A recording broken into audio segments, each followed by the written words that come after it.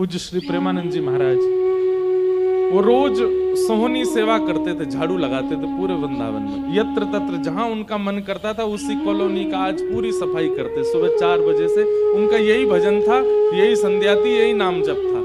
सोहनी लेते और लेकर के बुहारते पूरे मार्ग को। और हमारी आपकी तरह नहीं जोर जोर से, नहीं, धीमे धीमे। उनके मन में ये भाव था कि वृंदावन श्री प्रिया प्रियतम का ही स्वरूप है, इनके प्रति मैं रोष नहीं करूंगा, धीमे धीमे। और जब बुहारते थे तो अपने नेत्रों से ध्यान पूर्वक ब्रज की रज को देखते थे। कहीं कोई चिन्ह दिख जाए, कहीं किशोरी जी के चरण रज दिख जाए, कहीं ठाकुर जी के चरण दिख जाए। करते करते जब वर्षों बीत गए, किशोरी जी के मन में भाव आया, हम नित्य रास के लिए वृंदावन में जाते हैं और पूरे वृंदावन को सुव्यवस्थित महात्मा करके रखते हैं, और इनकी एक ही अभिलाषा है कि हमारे चरण चिन्ह इनको दिख जाएं। एक दिन किशोरी जी ने उनको अपने चरण चिन्ह का दर्शन कराया। वो चरण चिन्ह देख करके उनके मन में विश्वास हो गया कि हे श्यामा जो चरण चिन्ह है, इसका मतलब चरण भी है, और चरण है तो मतलब आप भी हो। जब चरण चिन्ह तक ले ही आई हो तो आप अपने दर्शन भी करा दो। अब अगली उनकी स्थिति हो गई कि अब चरण चिन्ह नहीं, अब तो प्रत्यक्ष किशोरी जी को देखना। लेकिन हमारे ब्रज की एक परंपरा है कि जब तक किशोरी जी की सखियां अनुमति नहीं देंगी ना, तब तक किशोरी जी के दर्शन नहीं हो सकते। इसलिए ललिता जी को मनाओ, विशाखा जी को मनाओ, यमुना जी को मनाओ, गोपेश्वर महादेव को मनाओ। सखियां जब रीझ जाएंगी तब किशोरी जी से मिलना होगा। वृंदावन रस अलग है। अभी हम 15 तारीख से जो कथा करने वाले हैं वो वृंदावन रस के ही ऊपर है। 15 से लेकर के 18 अप्रैल तक गांधी धाम कच्छ गुजरात में, जहां पर वृंदावन रसामृत पद लिखा गया, वहां उस कथा को आप लाइव सुनना। उसमें वृंदावन रस की ज्यादा चर्चा करेंगे। तो जब तक ललिता विशाखा आदि सखियां अनुमति नहीं देती तब तक किशोरी जी के दर्शन नहीं होते। लेकिन किशोरी जी तो चाहती हैं कि उनको दर्शन दें। तो एक दिन किशोरी जी ने रास करते करते अपना नूपुर वहीं छोड़ दिया, और नूपुर छोड़ करके किशोरी जी निकुंज में चली गई। आप सुबह सुबह जब सोहनी करने आए तो आपको वो नूपुर मिला, और नूपुर देख करके वो आनंदित हो गए। इतना सुंदर नूपुर, ऐसी सुंदर उसकी कलाकृति, इतना हल्का उसका वजन, इतना सुंदर उसका स्वरूप।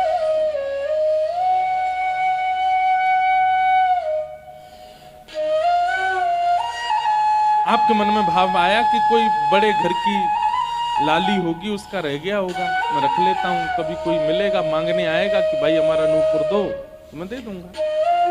आपने वो नूपुर अपने पास रख लिया। नूपुर से दर्शन किशोरी जी ने कईयों को कराए। इसलिए वृंदावन में जब चला कीजिए ना, बहुत ध्यान पूर्वक देखते हुए पृथ्वी को चला कीजिए, क्या पता क्या मिल जाए।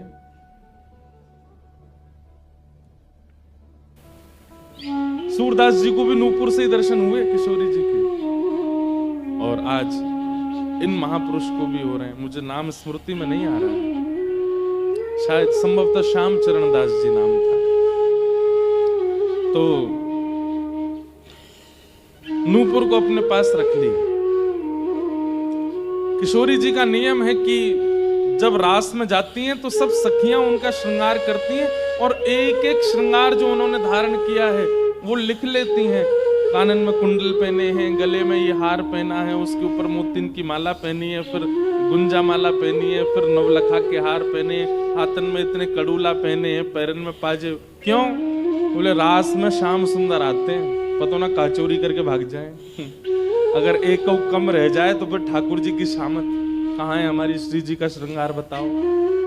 इसलिए सब सखियां जो हैं किशोरी जी के सिर से लेकर नख तक एक एक श्रृंगार को लिख लेती हैं पहले, रास में भेजने से पहले। और फिर रास में आने के बाद, रास से आने के बाद फिर सब सखियां एक एक श्रृंगार, एक बोलेगी हाँ भाई कानन में ये कुंडल है, सिर पर ऐसा सुंदर वो है, गले में ऐसी माला है, हाथन में कड़ूला, पामन में ये 2 पाजेब हैं, सब गिनती करो। और एक एक करके उतारती जाती है सखियां। आज किशोरी जी के चरणों का एक नूपुर नहीं। शाखा आदि बोली, हे श्यामा जी आपका एक नूपुर कहाँ गया? प्लेरी मो तो पतो ना है सके नृत्य करते करते रह गए हो वृंदावन में। ललिता विशाखा बोली, स्वर्ग के इंद्र के हाथी के दांतों से बना हुआ नूपुर है वो, सामान्य नूपुर नहीं है। आपके ऊपर तो कोटि कोटि ब्रह्मांड बारी बारी जाते हैं किशोरी जी, पर वो नूपुर ठाकुर जी ने आपको भेंट किए हैं, बड़े बहुमूल्य नूपुर हैं। अब किशोरी जी बोली, मोह ना पता कहाँ रह गए हो कहीं पे। किशोरी जी तो मन बना चुकी है ना, दर्शन देना है उनको।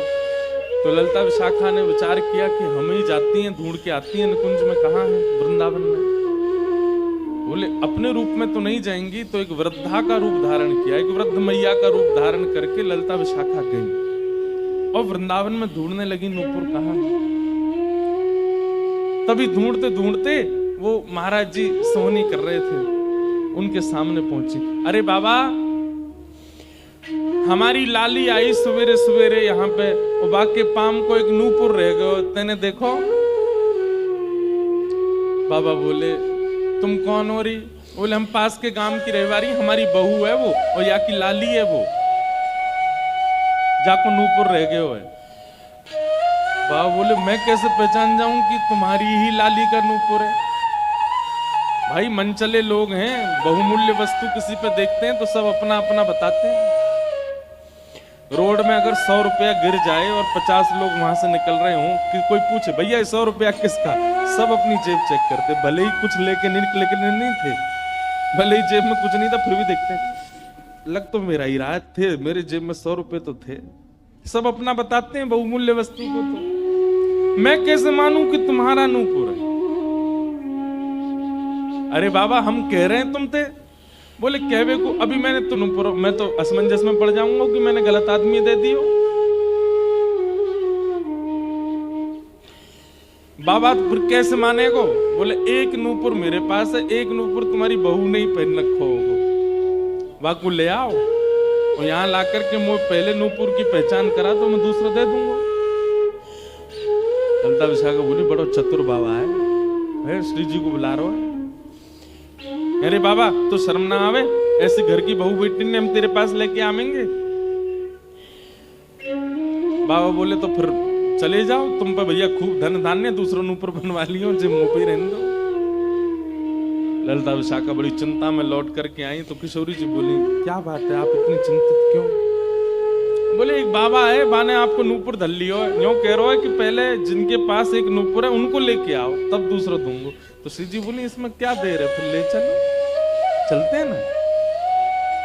विशाखा जी समझ गई, बोले, हे ललिता जी, ये सब लीला किशोरी जी कर रही हैं, इनको दर्शन देना है उनको, और हमसे और आपसे स्पष्ट कह नहीं सकती, क्योंकि हम तो फिर सबको परखने लगती है ना कि इसमें कोई दोष तो नहीं, इसमें क्या गुण है। इसलिए किशोरी जी सीधे हमसे नहीं बोल करके और ये लीला कर रही हैं, इनको ले चल। और किशोरी जी आई वृंदावन और महात्मा बैठे सोहनी कर रहे थे, और सामने से जैसे ही किशोरी जी को आते हुए देखा, बाबा ले हमारी बहू आ गई, अब नूपुर दे दे, देख या को नूपुर भी वैसा ही है। बाबा बोले, मेरी आंख की कमजोर है ने, दूर से दिखना रही, पास लाके हाथ से स्पर्श कराओ।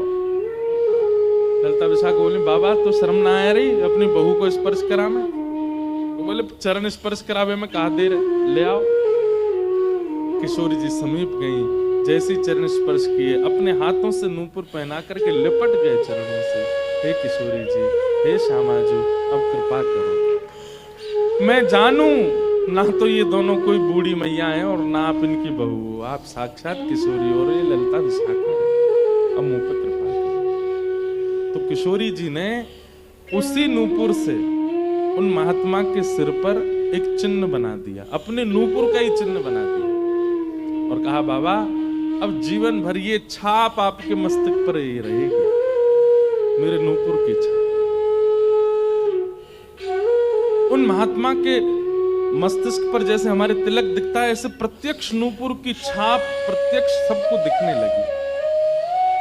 अब ये तो थी उनके ऊपर कृपा, लेकिन इससे क्या हुआ कि वे महात्मा लौट करके जब अपने आश्रम आए तो उनके गुरुजी ने जब उनके माथे पर देखा तो वो बोले, हे तुमने अपने गुरु के द्वारा दिया हुआ चिन्ह बदल दिया? हमने जो तुमको तिलक दिया तुम वो क्यों नहीं लगाते, ये क्या लगाए घूम रहे हो। तो हाथ जोड़ के निवेदन किया, गुरुजी ये कोई तिलक नहीं है, ये कोई चिन्ह नहीं है, ये तो मेरी किशोरी जी ने कृपा करके अपने नूपुर का चिन्ह मुझे दे दिया है। तो गुरुदेव बोले, हाँ तू बहुत बड़ा भक्त है ना, किशोरी जी आकर के तुझको चिन्ह देंगी। कोई माने नहीं, सब बोले जाओ इसको मिटा के आओ, और जो मैंने तुमको चिन्ह दिया है वो लगाओ। अब पहले तो उनके हाथ कांपे कि मैं इसको कैसे मिटाऊं, लेकिन गुरु आज्ञा से ऊपर कोई नहीं। देखो ये गुरु निष्ठा होती है। किशोरी जी ने भले ही चिन्ह दिया, लेकिन गुरु आज्ञा है तो ठीक है। गए यमुना जल से सुबह से शाम हो गई मिटाते मिटाते, लेकिन वो चिन्ह मिटा नहीं उनसे। शाम को लौट करके आश्रम आए तो गुरुजी बोले, मैंने तुझे सुबह टोका था ना ये चिन्ह मिटा के आ, तू अभी भी नहीं मिटा रहा। बोले गुरुजी मैंने प्रयास तो बहुत कर लिया लेकिन ये मिट नहीं रहा है। तब भी उनके गुरुजी माने नहीं। अब तो महाराज ये होने लगा कि गुरुजी को इतना क्रोध आ गया कि ये इतना हट कर रहा है कि हमारे द्वारा दिया गया तिलक चिन्ह उसको अस्वीकार करके और ये मनमुखा चिन्ह लगाए घूम रहा है माथे पर। गुरुजी ने सब अपने परिकर के लोगों को बैठा करके पंचायत करी आश्रम में, बोले इसको निकालो। जब हम में श्रद्धा नहीं, हमारे स्वरूप में श्रद्धा नहीं, हमारे तिलक में श्रद्धा नहीं, तो क्यों रहता है यहाँ पे।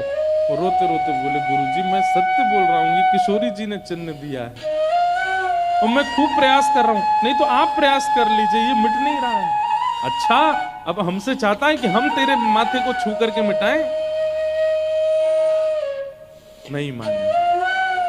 तब उन्होंने नेत्र बंद करके किशोरी जी का स्मरण किया, हे श्यामा जी मैं किसी को प्रमाणित ये नहीं करवाना चाहता कि आप मुझे मिली हो, पर मेरे गुरु के चित्त में मेरे प्रति अविश्वास आ रहा है, इसके लिए कोई आप लीला करो। तो भगवान के सखा श्री सुबल जी की ये आराधना करते थे। ये जो महापुरुष थे ये ठाकुर जी के सखा सुबल का चिंतन करते थे कि कभी मैं ठाकुर जी से मिलने का मन हो तो सुबल, जैसे भगवान के सखा है ना, तनसुका मनसुका धनसुका मधुमंगल श्रीदामा सुबल, तो ये सुबल का चिंतन करते थे कि सुबल कभी कृपा करेंगे तो मुझे ठाकुर जी से मिला देंगे। ऐसे सखियों का चिंतन करते हैं किशोरी जी के दर्शन करने वाले, और सखाओं का चिंतन करते हैं ठाकुर जी का दर्शन करने वाले। तो ये सुबल का चिंतन करते थे। तो किशोरी जी ने सुबल को बुलाया। सुबल आए, श्यामा जी आज्ञा करो। बोले आपको हमारा एक काम करना है। एक महात्मा पर हमने कृपा करके उसको अपने नूपुर का चिन्ह दिया है और उनके गुरुदेव को विश्वास नहीं हो रहा कि ये चिन्ह हमने दिया है, इसलिए वो आपकी आराधना करते हैं, आपको बहुत बचते हैं।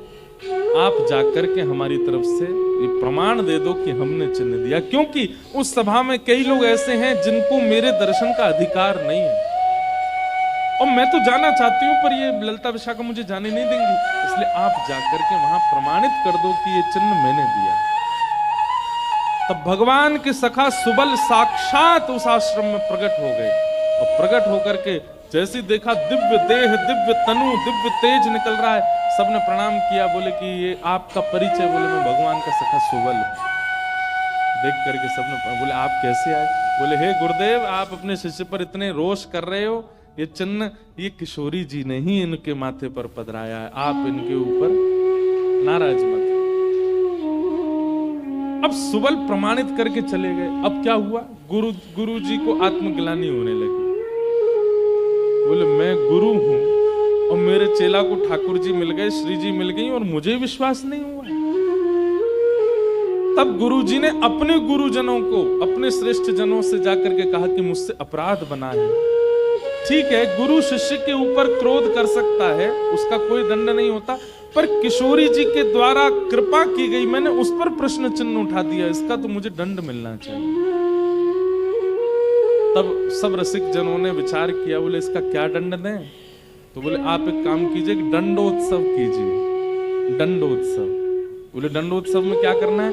बोले आज तक जितनी तुम्हारे पास जमा पूंजी है सब संतों की, भक्तों की सेवा में लगा करके और आनंद से सुंदर भंडारा करो, सुंदर नाम संकीर्तन करो, सुंदर अपने घर पर एक उत्सव रखो और उसमें जितने महापुरुष आए सबको दंडवत प्रणाम करते करते सबसे क्षमा मांगो।